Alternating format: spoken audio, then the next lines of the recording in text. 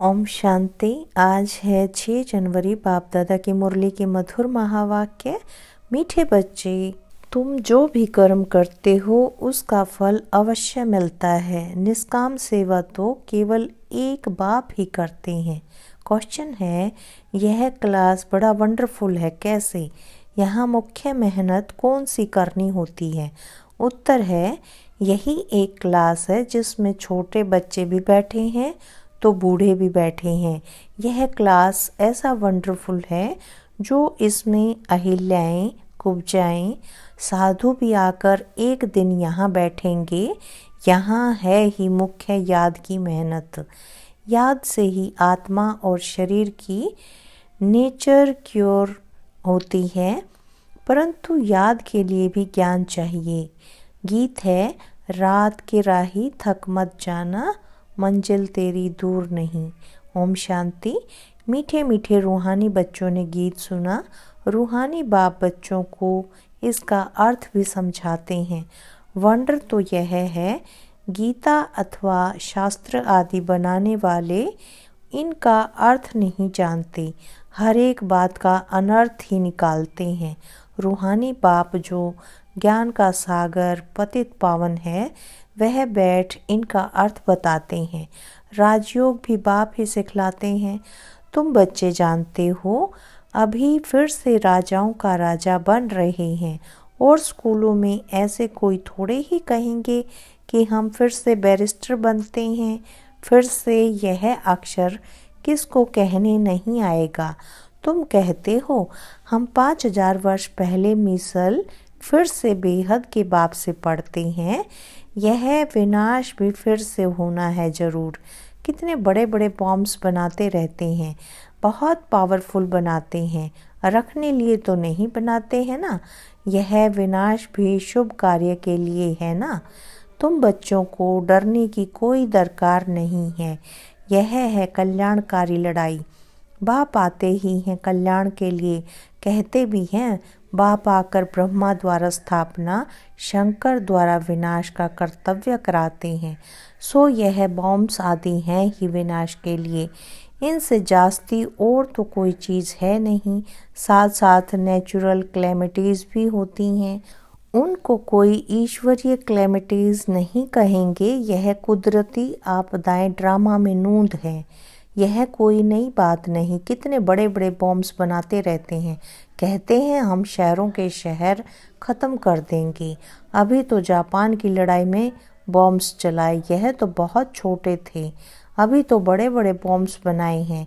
जब जास्ती मुसीबत में पड़ते हैं, सहन नहीं कर सकते, तो फिर बॉम्ब शुरू कर लेते हैं। कितना नुकसान होगा, वह भी ट्रायल कर देख रहे हैं। अरबों रुपया खर्च करते हैं। इन बनाने वालों की तनख्वाह भी बहुत होती है। तो तुम बच्चों को खुशी होनी चाहिए, पुरानी दुनिया का ही विनाश होना है। तुम बच्चे नई दुनिया के लिए पुरुषार्थ कर रहे हो। विवेक भी कहता है पुरानी दुनिया ख़त्म होनी है जरूर। बच्चे समझते हैं कलयुग में क्या है, सतयुग में क्या होगा। तुम अभी संगम पर खड़े हो, जानते हो सतयुग में इतने मनुष्य नहीं होंगे, तो इन सब का विनाश होगा। यह कुदरती आपदाएं कल पहले भी हुई थी। पुरानी दुनिया ख़त्म होनी ही है। क्लेमिटीज तो ऐसी बहुत होती आई हैं, परंतु वह होती हैं थोड़ी अंदाज में। अभी तो यह पुरानी दुनिया सारी ख़त्म होनी है। तुम बच्चों को तो बहुत खुशी होनी चाहिए। हम रूहानी बच्चों को परमपिता परमात्मा बाप बैठ समझाते हैं, यह विनाश तुम्हारे लिए हो रहा है। यह भी गायन है, रुद्र ज्ञान यज्ञ से विनाश ज्वाला प्रज्वलित हुई। कई बातें गीता में हैं जिनका अर्थ बड़ा अच्छा है, परंतु कोई समझते थोड़े ही हैं। वह शांति मांगते रहते हैं। तुम कहते हो जल्दी विनाश हो तो हम जाकर सुखी होंगे। बाप कहते हैं सुखी तब होंगे जब सतो प्रधान होंगे। बाप अनेक प्रकार के पॉइंट्स देते हैं। फिर कोई की बुद्धि में अच्छी रीति बैठती है, कोई की बुद्धि में कम। बुढ़ियाएं समझती हैं शिव बाबा को याद करना है, बस उनके लिए समझाया जाता है। अपने को आत्मा समझ बाप को याद करो। फिर भी वर्षा तो पा लेती हैं, साथ में रहती हैं। प्रदर्शनी में सब आएंगे, अजामिल जैसी पाप आत्माओं, गणिकाओं आदि सबका उद्धार होने का है। मेहतर भी अच्छे कपड़े पहनकर आ जाते हैं। गांधी जी ने अछूतों को फ्री कर दिया, साथ में खाते भी हैं। बाप तो और भी मना नहीं करते हैं, समझते हैं इन्हों का भी उद्धार करना ही है, काम से कोई कनेक्शन नहीं है। इसमें सारा मदार है बाप के साथ बुद्धि योग लगाने का, बाप को याद करना है।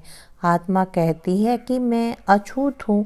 अब हम समझते हैं हम सतो प्रधान देवी देवता थे, फिर पुनर्जन्म लेते लेते अंत में आकर पतित बने हैं।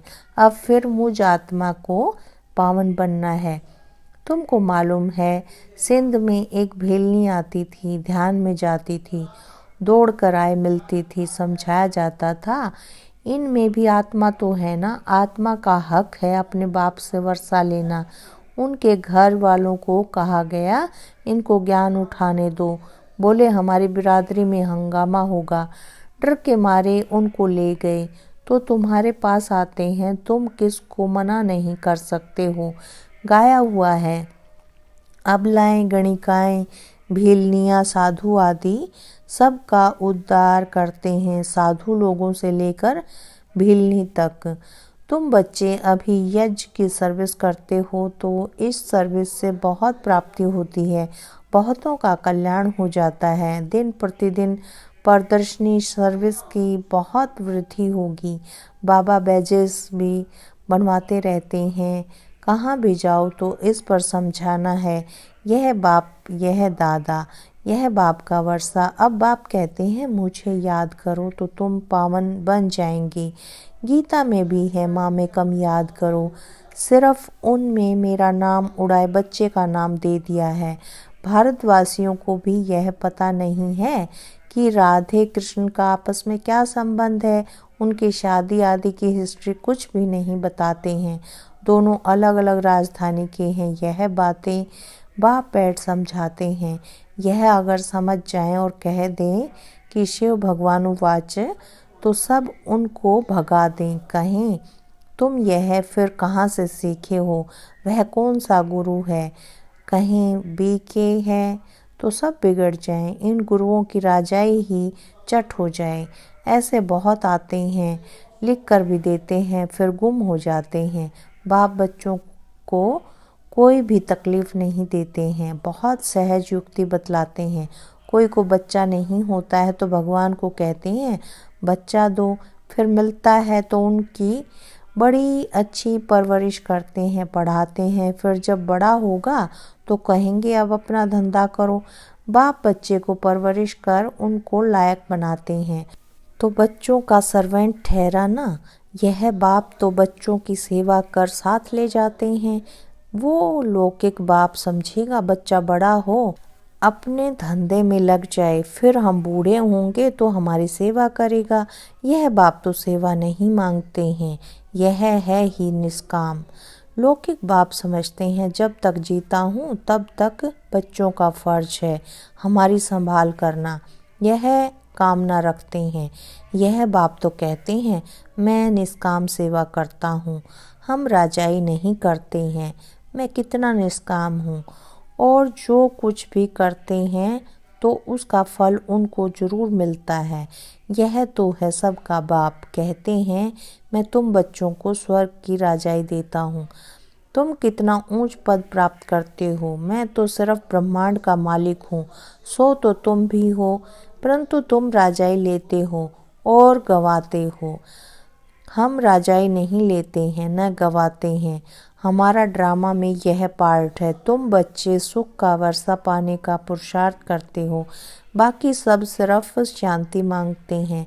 वो गुरु लोग कहते हैं सुख कागविष्टा समान है, इसलिए वह शांति ही चाहते हैं, वह यह नॉलेज उठा न सकें, उनको सुख का पता ही नहीं है। बाप समझाते हैं शांति और सुख का वर्षा देने वाला एक मैं ही हूँ। सतयुग त्रेता में गुरु होता नहीं, वहाँ रावण ही नहीं, वह है ईश्वरीय राज्य। यह ड्रामा बना हुआ है, यह बातें और किसकी बुद्धि में बैठेंगी नहीं। तो बच्चों को अच्छी रीति धारणा कर और ऊंच पद पाना है।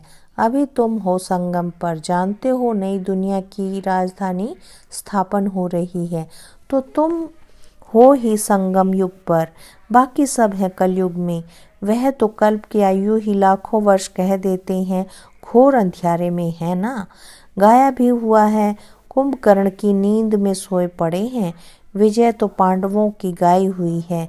तुम हो ब्राह्मण, यज ब्राह्मण ही रचते हैं। यह तो है सबसे बड़ा बेहद का भारी ईश्वरीय रुद्र यज।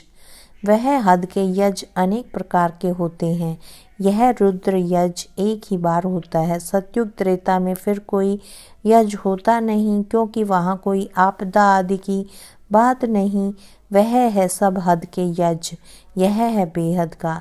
यह बेहद बाप का रचा हुआ यज है, जिसमें बेहद की आहुति पड़नी है। फिर आधा कल्प कोई यज नहीं होगा, वह रावण राज्य ही नहीं। रावण राज्य शुरू होने से फिर यह सब शुरू होते हैं। बेहद का यज एक ही बार होता है, इसमें यह सारी पुरानी सृष्टि स्वाहा हो जाती है। यह है बेहद का रुद्र ज्ञान यज। इसमें मुख्य है ज्ञान और योग की बात। योग अर्थात याद। याद अक्षर बहुत मीठा है, योग अक्षर कॉमन हो गया है। योग का अर्थ कोई नहीं समझते हैं, तुम समझा सकते हो। योग अर्थात बाप को याद करना। बाबा आप तो हमको वर्षा देते हैं बेहद का।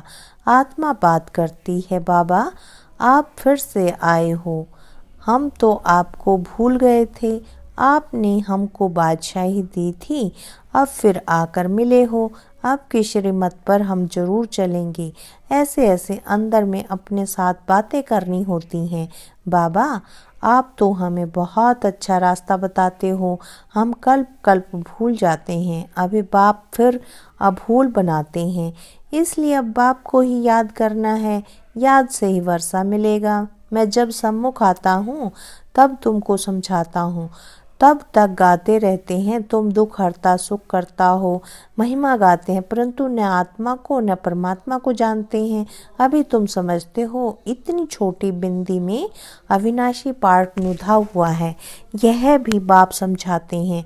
उनको कहा जाता है परम पिता परमात्मा अर्थात परम आत्मा।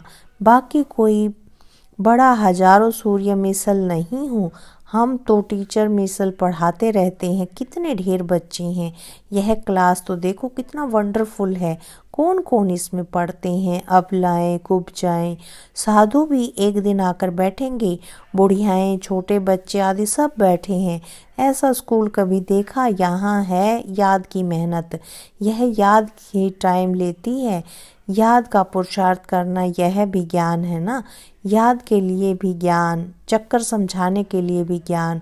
नेचुरल सच्चा सच्चा नेचर क्योर इसको कहा जाता है। तुम्हारी आत्मा बिल्कुल प्योर हो जाती है, वह होती है शरीर की क्योर, यह आत्मा की क्योर। आत्मा में ही खाद पड़ती है, सच्चे सोने का सच्चा जेवर होता है।